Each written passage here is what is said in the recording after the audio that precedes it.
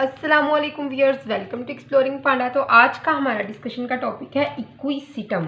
ठीक है, तो व्हाट इज इक्विसिटम? इक्विसिटम एक प्लांट है, ठीक है, टेरिडोफाइट प्लांट है, ठीक है ना। इसकी जो हमारे पास डिवीजन है इसका टेरिडोफाइटा है इस जीनस का, ठीक है।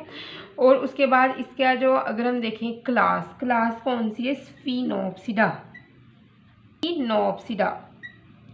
तो बेसिकली हम ये भी कह सकते हैं Equisetum is the only living member of the class Sphenopsida, ठीक है। तो ये ओनली लिविंग जीनस है इस क्लास का, जिसके इसके अंदर हमारे पास 30 स्पीशीज हैं। बड़ा इंपॉर्टेंट एमसीक्यूज है ये कि इक्विसिटम के अंदर कितनी स्पीशीज होती हैं? 30 स्पीशीज होती हैं इक्विसिटम जीनस में, ठीक है। तो ये ओनली लिविंग जीनस है क्लास स्फिनोप्सिडा का। तो इस स्पीशी को हम मोस्टली, जो इक्विसिटम है इसका कॉमन नेम है हमारे पास हॉर्स टेल। तो मोस्टली वो एग्जाम में हॉर्स टेल के ऊपर भी डिटेल पूछ सकता है, जो कि इक्विसिटम भी है, ठीक है। उसके अलावा इसको हम आर्थ्रोफाइट भी कह सकते हैं। तो जो क्लास स्फिनोप्सिडा है ना, इसके मेंबर्स को आर्थ्रोफाइट ही कहा जाता है, क्योंकि इसके अंदर नोड और इंटरनोड ज्वाइंटेड जो है ना, ज्वाइंटेड नोड और इंटरनोड का कॉन्सेप्ट आ गया था। दैट्स वाई हम इसको आर्थ्रोफाइट कहते हैं, ठीक है। तो हम इक्विसिटम को आर्थ्रोफाइट भी कह सकते हैं। और जो मोस्ट कॉमन नेम है इसका वो है हमारे पास हॉर्स टेल, ठीक है ना। मोस्टली हॉर्स टेल ही जो है वो इसका नाम यूज़ किया जाता है, ठीक है। तो आर्थ्रोफाइट क्यों कहा जाता है इसको? ज्वाइंटेड स्टेम्स की वजह से, jointed nodes and internodes, node और इंटरनोड्स की वजह से इसको हम आर्थ्रोफाइट्स कहते हैं। क्लियर? तो अब मोस्ट कॉमन और वर्ल्ड वाइड डिस्ट्रीब्यूटेड जो इक्विसिटम है ना, वो हमारे पास है इक्विसिटम आर्वेंसी। इक्विसिटम, अब साथ साथ नोट करते रहा करेंगे जो बातें मैं बताती हूँ, ये एग्जाम पॉइंट ऑफ व्यू से, एमसीक्यूज के पॉइंट ऑफ व्यू से बहुत इंपॉर्टेंट है। तो इक्विसिटम आर्वेंसी मोस्ट कॉमन और वर्ल्ड वाइड डिस्ट्रीब्यूटेड स्पीशी है इक्विसिटम की, ठीक है। तो ये जनरली कहाँ पे ग्रो करते हैं? ये मॉइस्ट प्लेसेस के ऊपर ग्रो करते हैं, ठीक है। Generally grow in the moist places. तो मॉइस्ट प्लेसेस क्या हो सकती हैं, ठीक है ना? कनाल बैंक्स हो सकती हैं, ठीक है, नहरों के किनारे, नहर किनारे, ठीक है ना। नहर किनारे लोग ही नहीं चलते, पौधे भी फलते फूलते हैं, ठीक है ना। और उसके अलावा ये ग्रासीज के साथ भी जो है वो ग्रो कर जाता है इक्विसिटम आर्वेंसी, ठीक है। इक्विसिटम जो है वो उसके अलावा जो रिवर चिनाब है वहाँ पे उसकी शेडी प्लेसेस के ऊपर बहुत ज़्यादा हमें देखने को मिलेगा, ठीक है। उसके बाद हम बात करते हैं इसकी मॉर्फोलॉजी की। बहुत इंपॉर्टेंट ये यहाँ पे आपको मैं बताने लगी हूँ, इसकी मॉर्फोलॉजी। क्लियर? तो इसके लाइफ साइकिल को भी देखेंगे, लेकिन सबसे पहले हम इसकी मॉर्फोलॉजी को देखते हैं, जो कि बहुत इंपॉर्टेंट इसके अंदर एमसीक्यूज और शॉर्ट क्वेश्चन बनते हैं। तो जो प्लांट बॉडी होती है ना, ये स्पोरोफाइट होती है, जो मेन प्लांट बॉडी है। ऑब्वियसली ये टेरिडोफाइट है, तो जिसके अंदर तो टेरिडोफाइट्स के अंदर क्या होता है कि मेन प्लांट बॉडी क्या होती है? स्पोरोफाइट। तो इनके अंदर मेन प्लांट बॉडी जो होती है ये हमारे पास होती है स्पोरोफाइट। ये स्पोरोफाइट मिलके बनी होती है राइजोम से। राइजोम क्या है? अंडरग्राउंड स्टेम को हम राइजोम कहते हैं। दूसरा स्पोरोफाइट का जो पार्ट है वो है हमारे पास एरियल ब्रांचेस, ठीक है, एरियल ब्रांचेस। थर्ड जो पार्ट है स्पोरोफाइट का वो हमारे पास है लीव्स। लीव्स कौन से होते हैं? स्केली लीव्स होते हैं इनके अंदर। और एट द एंड इनके पास होते हैं रूट्स। क्लियर? तो रूट्स इस टेरिडोफाइट की जो स्फिनोप्सिडा क्लास है, इनके अंदर भी रूट्स जो होते हैं ये प्रेजेंट होते हैं, ठीक है, ये क्योंकि ये थोड़ी एडवांस क्लास है। क्लियर? अच्छा, उसके बाद क्या होता है कि राइजोम और जो एरियल ब्रांचेस होती हैं ना, राइजोम और aerial branches, these both have the nodes and internodes. इन दोनों के पास नोड्स और इंटरनोड्स होते हैं। ठीक है, नोड्स और internodes are present on the rhizome and the aerial branches. ठीक है, अच्छा जो हमारे पास इंटरनोड होते हैं ना, इंटरनोड के ऊपर कुछ रिजिस पाई जाती हैं, ठीक है, और कुछ फ्यूरोस पाए जाते हैं। ठीक है ना, रिजिस उभारा हुआ स्ट्रक्चर पाया जाता है, ठीक है ना, फ्यूरोस पाए जाते हैं, ठीक है ना, तो उभरे हुए होते हैं ये इंटरनोड के ऊपर होता है। ठीक है, अच्छा उसके बाद क्या है कि जो लेटरल ब्रांचेस इसके अंदर होती हैं,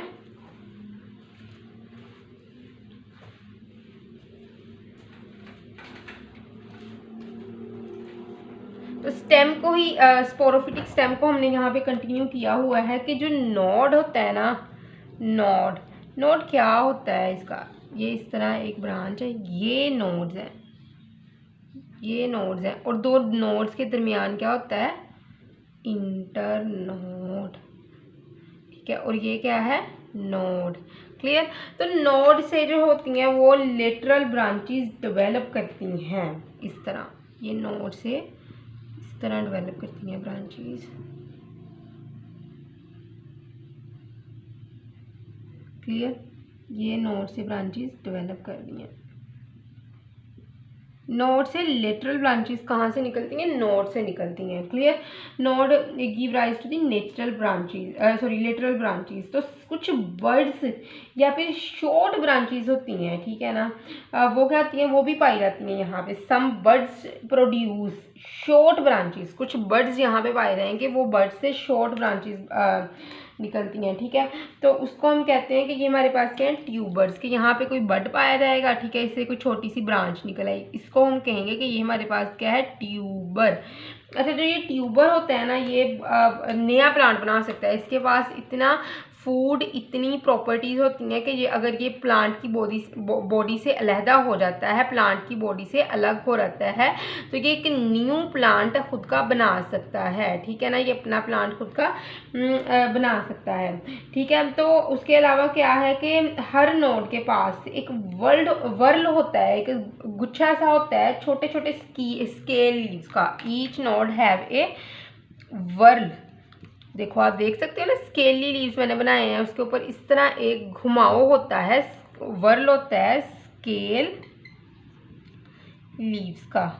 क्लियर, इसके अंदर स्केल लीव्स पाए जाते हैं, वर्ल होता है, और ये लीव्स जो होते हैं ना, ये शीथ लाइक शीथिंग होती है इसके बेस के ऊपर। ठीक है ना, तो क्या होता है, लीव्स क्या होते हैं, ये हमारे पास लीव्स ये फोटोसिंथेसिस कर सकते हैं।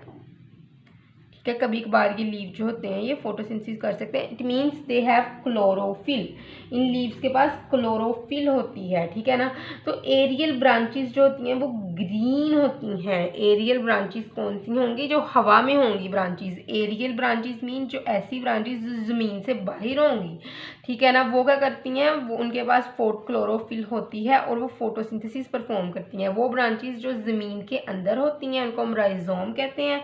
ठीक है ना, वो स्टेम और वो जो होती है वो फोटोसिंथेसिस नहीं कर सकती है। ठीक है ना, तो जो एरियल ब्रांचेस होती हैं ना, उनको हम डिफ्रेंशिएट करते हैं नोड और इंटर नोड्स के अंदर। ऑब्वियसली मैंने पहले भी बताया था कि जो एरियल ब्रांचेस, ये एरियल ब्रांचेस ही हैं, ठीक है ना, जो मैंने बनाई हैं। ये इंटर नोड है जिसमें से स्केली लीव्स राइज कर रहे हैं, ठीक है, ये भी इंटर नोड है। तो एरियल ब्रांचेस क्या होती हैं, ये हमारे पास नोड और इंटर नोड इनके अंदर होता है। पोसेस नोड एंड इंटरनोड, इनके अंदर नोड और इंटरनोड दोनों ही होते हैं। ठीक है ना, तो कुछ स्पीशी जो होती है ना इक्विसिस्टम की, इसके पास दो तरह की ब्रांचेस होती हैं। ठीक है, तो अभी हम देखते हैं यहाँ पे।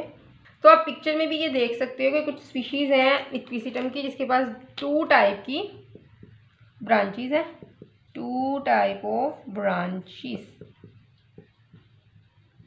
ठीक है, अच्छा, एक होती है हमारे पास फर्टाइल ब्रांचेस और एक होती है वो जो होती है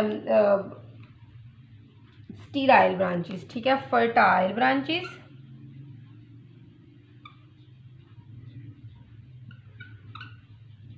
ठीक है, और दूसरी है स्टीराइल ब्रांच। क्लियर। तो अगर हम फर्टाइल ब्रांच की बात करें तो ऑब्वियसली फर्टिलिटी होगी इसके अंदर, मतलब कि कुछ ना कुछ तो बॉडी की नेक्स्ट जो है वो जनरेशन में ये काम देगा, ठीक है। तो फर्टाइल ब्रांचेस थोड़ी शॉर्ट होती हैं, थोड़ी ब्राउनिश होती हैं, ठीक है ना। और ये क्या होता है, इनकी जो स्ट्रोबिलस होती है कौन पाई जाती है एपेक्स के ऊपर, ठीक है ना, क्योंकि नेक्स्ट इसने जो है वो स्पोर्स प्रोड्यूस करने हैं। तो सबसे पहले जो मैं पॉइंट लिखूंगी ना, करेक्टर इसके बाद में लिखूंगी, पॉइंट पहले लिख देती हूँ। इसका सबसे इंपॉर्टेंट है कॉन और स्ट्रोबिलस होती है एपेक्स के ऊपर, के जिस तरह ये तो आप समझ लो ये स्टीराइल ब्रांच है, साथ ही फर्टाइल ब्रांच निकल रही है राइजोम में से। ये राइजोम था अंडरग्राउंड, इसके टॉप पे हमारे पास क्या है, स्ट्रोबिलस है ये, ठीक है। जो ब्लैक से मार्क किया ये क्या है हमारे पास, मैं लिख भी देती हूँ स्ट्रोबिलस। और ये ब्रांच कौन सी है, फर्टाइल ब्रांच। तो क्या होता है, इसके टॉप के ऊपर स्ट्रोबिलस होता है या फिर कोई कॉन पाई जाती है, ठीक है। अगर हम इसकी बात करें तो ये दिखने में किस तरह होती है, थोड़ी शॉर्ट होती है और इसका कलर क्या होता है, ब्राउनिश, शॉर्ट और ब्राउनिश होती है कलर के अंदर, ठीक है। और इनके अंदर लेटरल ब्रांचेज नहीं होती, मैंने यहाँ पे कोई नहीं बनाई लेटरल ब्रांचेज, ठीक है ना, बल्कि इसके अंदर नोड इंटर नोड होगा लेकिन लेटरल ब्रांचेज नहीं होंगी, ठीक है।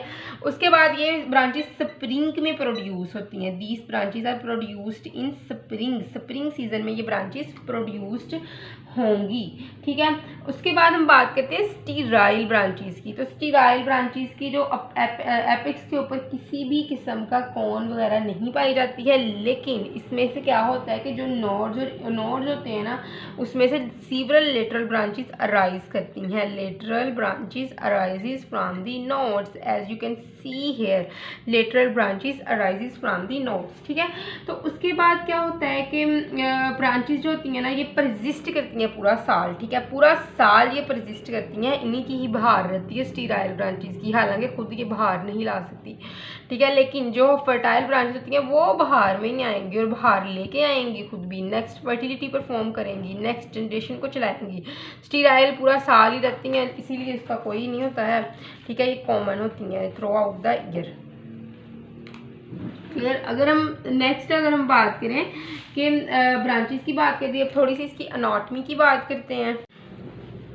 तो अनाटमी जो इसकी होती है वो कंसिस्ट करती है एपिडर्मस के ऊपर, कॉर्टेक्स, एंडोडर्मस और स्टील। जो एपिडर्मस है ना ये अपर मोस्ट जो है वो हमारे पास देखते हैं सेल का जो अपर मोस्ट पार्ट है ये क्या है हमारे पास, ये हमारे पास है एपिडर्मस, ठीक है। मैंने एलेबोरेट इसलिए नहीं किया, मैं साथ साथ आपको बताऊंगी और आप भी साथ साथ आके समझ लो, ठीक है ना। तो इसीलिए मैंने डायग्राम को एलेबोरेशन के बगैर ही यहाँ पे रखा है, ठीक है ना।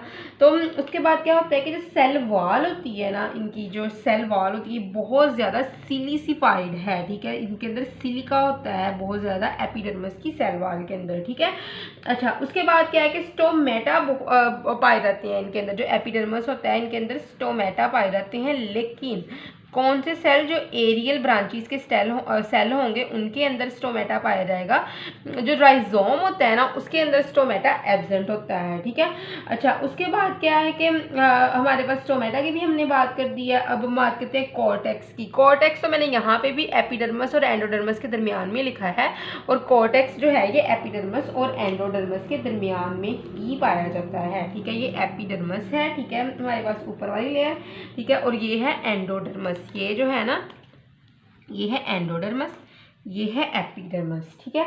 तो कॉर्टेक्स कौन से होते हैं, ये जो रीजन है ये वाला सारा ये हमारे पास कॉर्टेक्स का रीजन है, ठीक है ना। ये रीजन कौन सा है, ये हमारे पास है कॉर्टेक्स, ये वाला सारा रीजन, ये जो दरमियान में यहाँ से लेके यहाँ तक का रीजन जो है ये हमारे पास है कॉर्टेक्स। ये एंडोडर्मस है, ये है एपिडर्मस, इनके दरमियान वाले रीजन को हम क्या कहते हैं, कॉर्टेक्स, ठीक है, कॉर्टेक्स कहेंगे, ठीक है। तो उसके बाद अगर हम कॉर्टेक्स की बात करें तो कॉर्टेक्स के दो पोर्शन है, आउटर कॉर्टेक्स, इनर कॉर्टेक्स।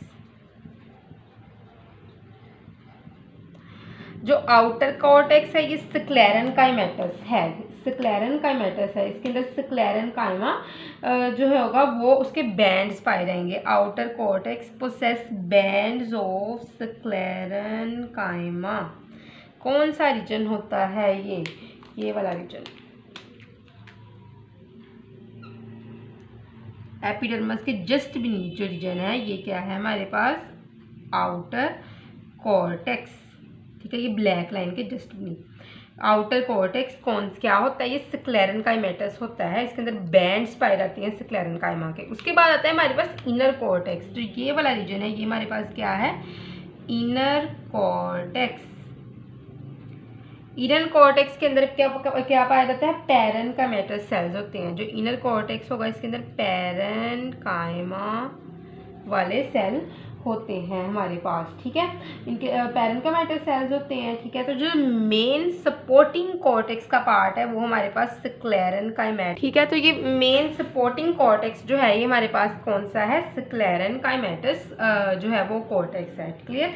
तो अगर हम बात करें, अच्छा कॉर्टेक्स की अब हमने बात कर ली है, ठीक है ना, इसको डिस्कस कर लिया। नेक्स्ट हमारे पास क्या है, कुछ सेल्स होते हैं यहाँ पे, ठीक है ना, कॉर्टिकल सेल्स के पास ना क्लोरोप्लास्ट होता है। ग्रीन कलर से क्या मार्क किया हुआ है, क्लोरोप्लास्ट, मतलब कि ये फोटोसिंथेसिस भी करवा सकते हैं। ठीक है ना, क्लोरोप्लास्ट मैंने ग्रीन कलर से जो सारा ही बनाया है ये सारे कॉर्टेक्स के अंदर है। कॉर्टिकल सेल्स में ये क्लोरोप्लास्ट, कॉर्टिकल सेल्स के पास ये क्या है, क्लोरोप्लास्ट है हमारे पास। ठीक है, अच्छा उसके बाद क्या है कि इनको हम क्लोरेनकाइमा भी कह देते हैं। ठीक है ना, कभी कभार। तो जो ये मेन फोटोसिंथेटिक टिश्यूज हैं प्लांट के। ठीक है ना, तो क्लोरेनकाइमा सेल्स जो होते हैं ये राइजोम के अंदर प्रेजेंट नहीं होते हैं। ठीक है ना, ये बड़ा इंपॉर्टेंट एमसीक्यूज है कि इक्विसिटन के राइजोम के अंदर क्लोरेनकाइमा होते हैं या फिर एरियल ब्रांचेस के अंदर। तो आपने कहना है कि इक्विसिटम के एरियल ब्रांचेस के कॉर्टिकल सेल्स के अंदर क्लोरेनकाइमा होते हैं, उसके राइजोम के अंदर क्लोरेनकाइमा नहीं होते हैं। ठीक है, तो उसके बाद हम बात करते हैं नेक्स्ट एंडोडर्मिस की। ठीक है, सबसे पहले एपिडर्मिस देखा, फिर हमने कॉर्टेक्स देखा। ठीक है, कॉर्टेक्स। अच्छा एक बड़ी इंपॉर्टेंट बात मैंने बतानी आपको भूल गई हूँ, अभी बताती हूँ। यहाँ पे कॉर्टेक्स के पास ना लॉन्ग कनाल्स होती हैं, जो ये रेड कलर से मार्क की हुई है ना, ये है वेलिक्यूलर कनाल्स।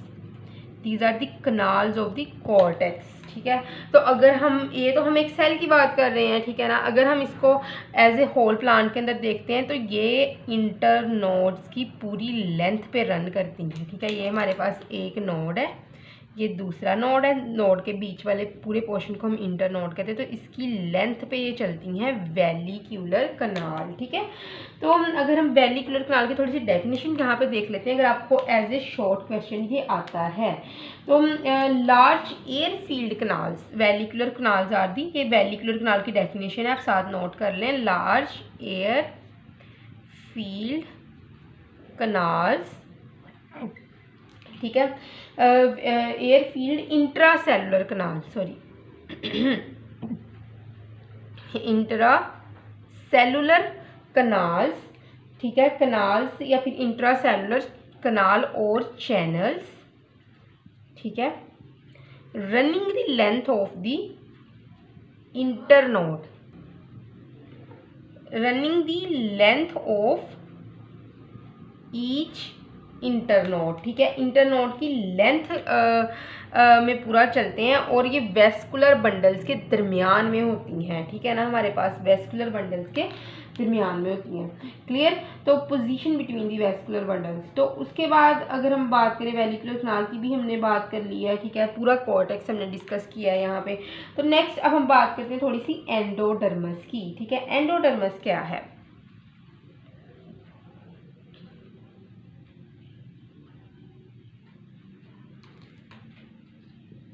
एंडोडर्मस, ठीक है, एनाटॉमी ही कंटिन्यू है हमारे पास।